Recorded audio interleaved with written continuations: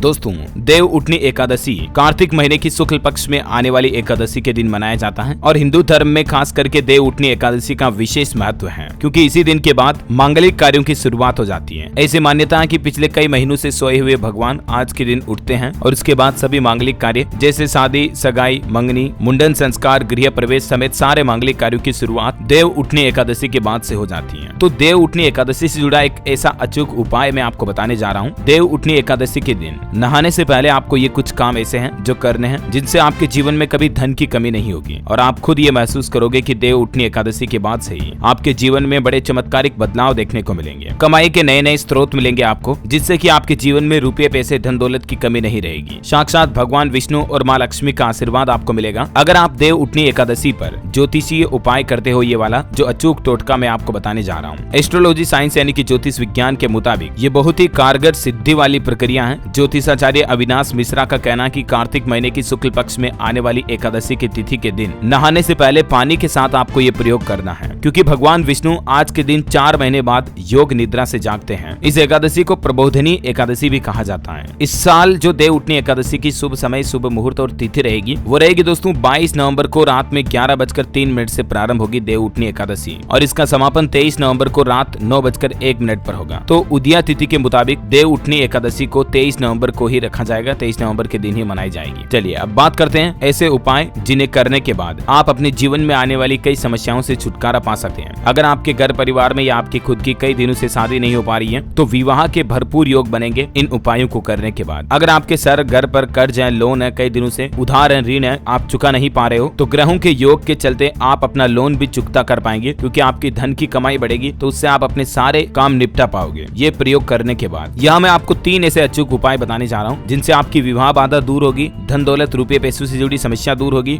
गृह क्लेश खत्म होगा, स्वास्थ्य से जुड़ी कोई समस्या तो भी समाप्त होगी। पहला उपाय, हल्दी डालकर करें स्नान। जी हाँ दोस्तों, क्योंकि आपको पता होगा भगवान विष्णु को और माँ लक्ष्मी दोनों को ही पीले वस्त्र काफी पसंद है, तभी तो अक्सर कहा जाता है कि पूजा पाठ करते दौरान आपको काले या सफेद रंग के कपड़े नहीं पहनने चाहिए, पीले या लाल रंग के कपड़े पहनने चाहिए, है ना। तो इस बार देव उठनी एकादशी के दिन भगवान विष्णु की विशेष कृपा दृष्टि और आशीर्वाद पाने के लिए जिस भी पानी में आप नहाने जा रहे हो उस बाल्टी में, उस तबेले में आप 1 चुटकी हल्दी जरूर डालें और फिर उससे स्नान करें। आपको इससे बड़ा लाभ होगा। इतना ही नहीं दोस्तों, वैज्ञानिक दृष्टिकोण से भी देखा जाए तो हल्दी के पानी से नहाने से आपके शरीर के कई सारे जर्म्स, कई सारे बैक्टीरिया मर जाते हैं, जिनसे आपके शरीर की इम्यूनिटी ताकत बढ़ती है। तो थोड़ा सा 1 चुटकी हल्दी डालें और हो सके तो देव उठनी एकादशी के दिन महिलाएं, पुरुष घर में पीले रंग के वस्त्र पहने, क्योंकि पीला रंग भगवान विष्णु को बहुत ही प्रिय माना गया है। ऐसा करने से आपके ऊपर भगवान विष्णु की कृपा बनी रहेगी और खास करके आपके परिवार में धन से संबंधित कोई समस्या तो वो दूर होगी। चलिए दूसरा उपाय है गाय के दूध से स्नान कराएं। ज्योतिषीय पंडितों का यह कहना कि एकादशी के दिन भगवान विष्णु को पहले शंख में गाय का दूध भरें और उसके बाद उस दूध से उनका स्नान कराएं, यानी कि जैसे भगवान शिव शंकर भोलेनाथ पर अपन दूध चढ़ाते हैं, दूध अर्पित करते हैं, ठीक वैसे ही आपको देव उठनी एकादशी के दिन भगवान विष्णु की मूर्त या उनकी तस्वीर, फोटो पर गाय के दूध से स्नान करवाना है। उसके बाद फिर गंगा जल या नर्मदा जल से स्नान करवाएं। ऐसा करने से व्यक्ति के जीवन की आर्थिक समस्याएं तो दूर होगी ही, साथ ही आपकी सारी मनोकामनाएं भी पूरी होगी। और भगवान विष्णु की पूजा करने के दौरान एक मंत्र का जाप करें। ये मंत्र है ओम